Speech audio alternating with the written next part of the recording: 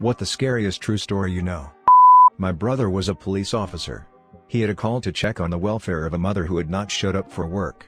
She had died on the sofa and her little toddler had brought the little diaper pad and laid down next to her, and died of dehydration.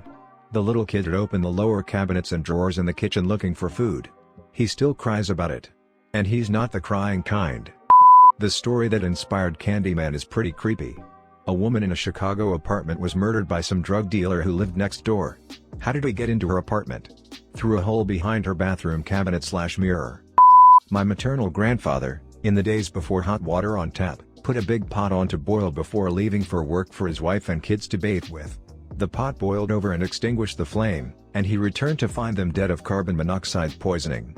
My mother was of his second marriage. I don't know if it's scary, but when I was younger, me and my twin brother would help our friend do his paper route. One summer we could smell something gross coming from one of the houses. We all didn't think anything of it until 3 days later when the smell was reaching down the driveway. We went to the back door where he normally dropped the paper and noticed it was open. We went in and looked around the house and found the owner dead. He had died of a heart attack and his cats were eating him.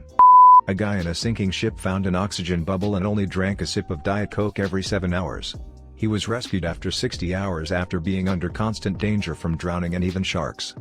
The Silent Gibbon twins. Two sisters who rarely spoke except to each other.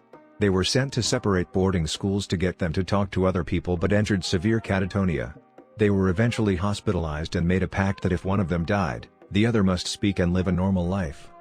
They had a months-long discussion and decided which one should commit suicide. Eventually, one died of heart inflammation, no causes noted on the autopsy. And just moments after the planned time the other spoke, "I'm free at last, liberated, and at last Jennifer has given up her life for me."